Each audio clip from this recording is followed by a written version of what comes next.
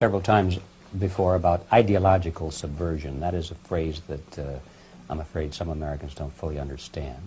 When the Soviets use the phrase ideological subversion, what do they mean by it? Ideological subversion is the process which is legitimate, overt, and open. You can see it with your own eyes. All you have to do, all American mass media has to do, is to unplug their bananas from their ears, open up their eyes, and they can see it. There is no mystery. There is nothing to do with espionage. I know that espionage intelligence gathering looks more romantic. It sells more deodorants through the advertising, probably. That's why your Hollywood producers are so crazy about James Bond type of thrillers. But in reality, the main emphasis of the KGB is not in the area of intelligence at all. According to my opinion and opinion of many defectors of my caliber, only about 15% of time, money, and manpower is spent on espionage as such. The other 85% is a slow process which we call either ideological subversion or active measures, активные мероприятия in the language of the KGB, or psychological warfare. What it basically means is to change the perception of reality of every American to such an extent that despite of the abundance of information, no one is able to come to sensible conclusions in the interests of defending themselves, their families, their community, and their country. It's a great brainwashing process which goes very slow, and it's divided in 4 basic stages. The first one being demoralization. It takes from 15 to 20 years to demoralize a nation. Why that many years? Because this is the minimum number of years which requires to educate one generation of students in the country of your enemy, exposed to the ideology of the enemy. In other words, Marxism-Leninism ideology is being pumped into the soft heads of at least 3 generations of American students without being challenged or counterbalanced by the basic values of Americanism, American patriotism. The result you can see. Most of the people who graduated in the 60s, dropouts or half-baked intellectuals, are now occupying the positions of power in the government, civil service, business, mass media, educational system. You are stuck with them. You cannot get rid of them. They are contaminated. They are programmed to think and react to certain stimuli in a certain pattern. You cannot change their mind, even if you expose them to authentic information, even if you prove that white is white and black is black. You still cannot change the basic perception and the logic of behavior. In other words, these people, the process of demoralization is complete and irreversible. To get rid society of these people, you need another 20 or 15 years to educate a new generation of patriotically minded and common sense people who would be acting in favor and in the interests of the United States society. And yet these people who've been programmed and, as you say, in place and Yes. who are favorable to an opening with the Soviet concept, these are the very people who would be marked for extermination in this country? Most of them, yes. Simply because the psychological shock when they will see in future what the beautiful society of equality and social justice means in practice, obviously they will revolt. They will be very unhappy, frustrated people. And the Marxist-Leninist regime does not tolerate these people. Obviously they will join the links of dissenters, dissidents. Unlike in present United States, there will be no place for dissent in future Marxist-Leninist America. Here you can get popular like Daniel Ellsberg and filthy rich like Jane Fonda for being dissident, for criticizing your Pentagon. In future, these people will be simply squashed like cockroaches. Nobody is going to pay them nothing for their beautiful, noble ideas of equality. This they don't understand, and it will be the greatest shock for them, of course. The demoralization process in the United States is basically completed already.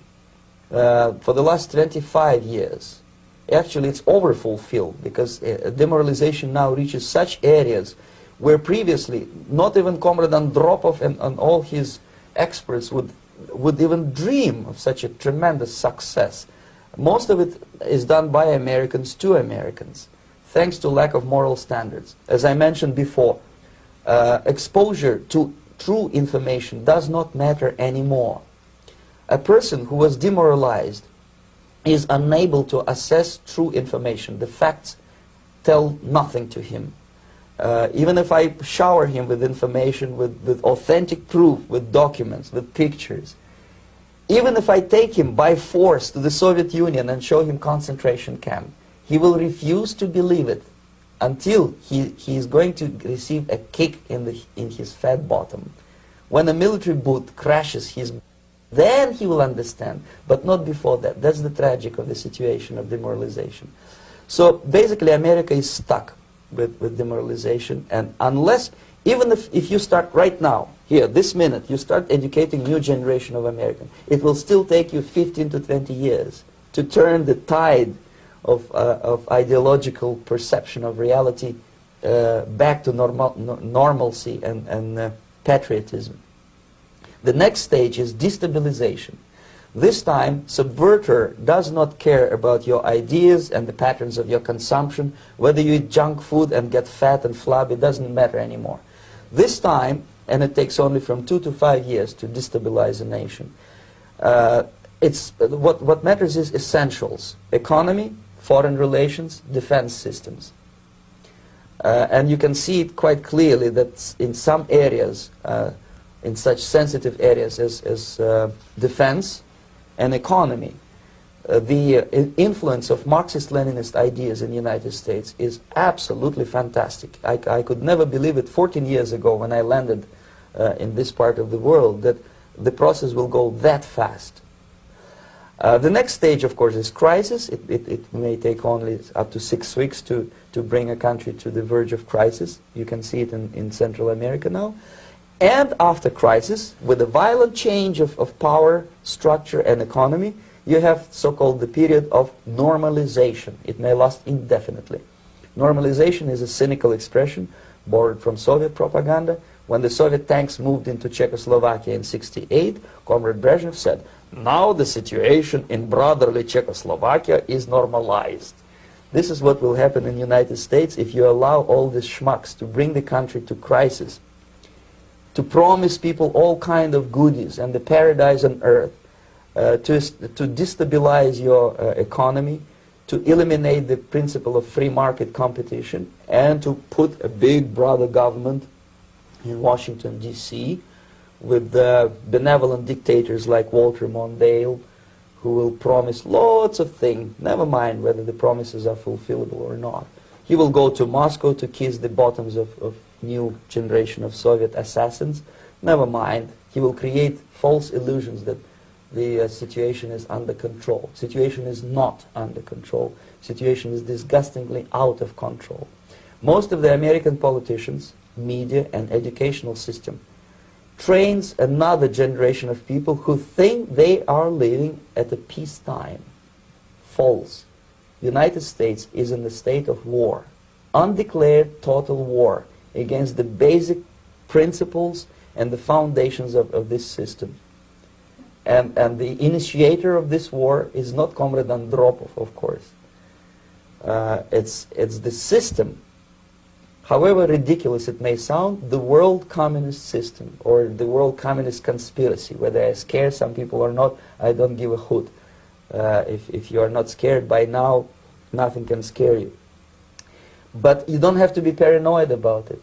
What actually happens now, that unlike myself, you have literally several years to live on unless the United States wake up. The time bomb is ticking. With every second, the disaster is coming closer and closer. Unlike myself, you will have nowhere to defect to, unless you want to live in Antarctica with penguins. This is it. This is the last country of freedom and possibility. Okay, so what do we do? What is your recommendation to the American people? Well, the immediate thing that comes to my mind is, of course, There must be a very strong national effort to educate people in the spirit of real patriotism, number one. Number two, to explain them the real danger of socialist, communist, whatever, welfare state, big brother government. If people will fail to grasp the impending danger of that development, nothing ever can help United States. You may kiss goodbye to your freedom, including freedoms to homosexuals, to prison inmate. All this freedom will vanish, evaporate in 5 seconds, including your precious lives. The second thing, the moment at least part of United States population is convinced that the danger is real, they have to force their government. And I'm not talking about sending letters, signing petitions, and all this beautiful, noble activity. I'm talking about forcing United States government to stop aiding communism. Because there is no other problem more burning and urgent than to stop the Soviet military-industrial complex from destroying whatever is left of the free world. And it is very easy to do.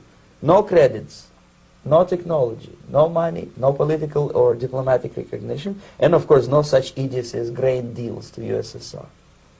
The Soviet people, 270 millions of Soviets, will be eternally thankful to you if you stop aiding a bunch of murderers who sit now in Kremlin and whom President Reagan respectfully calls government. They do not govern anything, least of all such complexity as the Soviet economy. So basic, two very simple, maybe too simplistic answers or solutions, but nevertheless they are the only solutions. Educate yourself, understand what's going on around you. You are not living at the time of peace. You are in a state of war, and you have precious little time to save yourself. You don't have much time, especially if you are talking about young generation. There's not much time left for convulsions to the beautiful disco music. Very soon it will go, just overnight. If we are talking about capitalists or wealthy businessmen, I think they are selling the rope on which they will hang very soon. If they don't stop, if they cannot curb their unsettled desire for profit, and if they keep on trading with the monster of the Soviet communism, they are going to hang very soon. And they will pray to be killed, but unfortunately they will be sent to Alaska probably to manage industry of slaves. It's simplistic. I know it sounds unpleasant. I know Americans don't like to listen to things which are unpleasant. But I have defected not to tell you the stories about such idiocy as microfilm, James Bond type espionage. This is garbage. You don't need any espionage anymore. I have come to talk about survival. It's a question of survival of this system. You may ask me, what is it in for me? Survival, obviously, because unlike, as I said, I am now in your boat. If we sing together, we'll sing beautifully together. There is no other place on this planet to defect to.